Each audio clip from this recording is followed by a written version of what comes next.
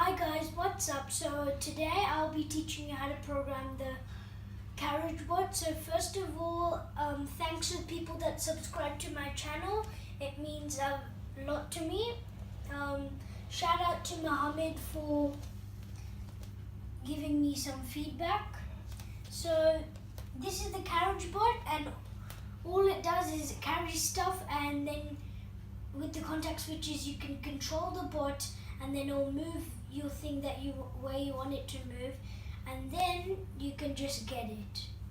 So like you can use the if you have a brother or a sister, you can get a walkie-talkie and ask them to use your robot to deliver, I don't know, like something in your Carriage Bot, and they can just do that. And yeah, so let's get to the programming. Okay, let's get to the programming part now. So today I'm going to be using Logic to program. You can program other robots with Logic, but today I'm specifically going to program the Carriage Bot with you. So yeah, this is the program you're going to use, and I'm going to tell you how it works.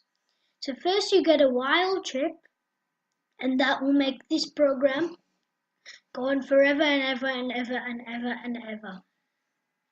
First thing you need to do is get this infrared sensor IFL's chip, which is this, if you didn't know. Not this. It's this. I'm just going to put it here just in case you forget. And I'll tell you how this block works. So in this yes column, if the infrared sensor senses anything, or if the contact switches get pressed, which means yes, I have gotten pressed, it will do whatever is in here. In here, when it says no, whenever it's not being pressed or the infrared sensor can't sense anything, it will do what's in this column right here in the no section and in the yes section. That's how it works. Then you have to put a DC motor like this. Now the DC motor chip is pretty simple. You just have to tick the motors that you want to use, and if you do this, they'll both go forward, and you can set the speeds from 0 to 15 like that, and you can make them go backwards and forwards and backwards and forwards. So if you want to make a turn though with your DC motor, you just have to, for example, if you want to turn left, you'll have to make this one go backwards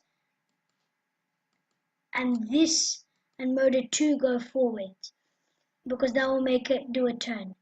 If you want it to go right, then motor 1 has to be going forwards and motor 2 has to be going backwards. Okay, so I'll leave that there for reference as well. Then you have to change this to port 3, then you change this to port 4, port 1, port 2, port 3. Now why do you see this F0? Because whenever you do that,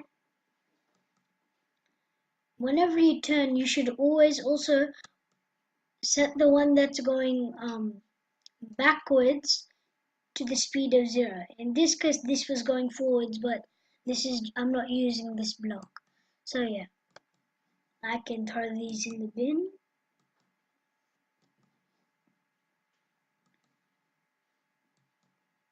Now to teach you how this works. The IFL sensor or the contact switch gets pressed, then it goes backwards.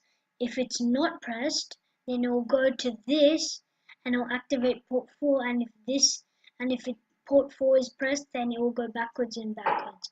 But if it isn't, it will go to back to port 1.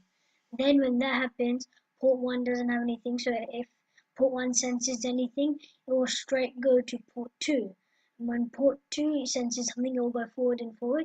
When port 2 doesn't sense something, it will go to the left. Then when that happens, when this ends, it will go to port 3, and port 3 will make this go right if it does sense port 3 at that time, and then it won't. If it doesn't sense something, it's gonna go forward, but then one of them is gonna be, you know, this is actually supposed to be 0, 0. So it won't matter. So 0, 0, which means if it doesn't send something, it's not going to move at all. And the while chip makes these commands go on forever. This will go on forever and ever. But the while chip is programmed so that, or coded to put these all go to 1 second. So ask this. If it's not pressed for 0.1 seconds, then it will instantly go to this. If this isn't pressed for 1 second, then it will go to this. If this isn't pressed for 1 second, it will go to this. And since this has something in the no column, once it's done these two programs, then it will end. And then once it's done these two programs, it's going to end. And then it will go back to the sequence again, sequence again, sequence again, and sequence again. So bye guys, and put some feedback in the comments and subscribe to my channel.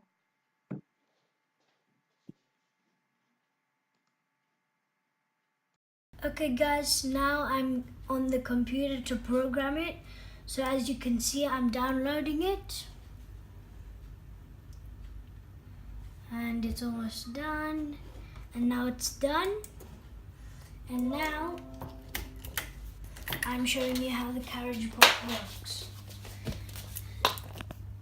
So it's on right now, and if I get something like this and put it right here, I can make it move wherever it wants to go. Like if I want to deliver it somewhere which is like, I can want it to go outside, I can make it go here and it go forwards. So yeah, bye guys, and yeah.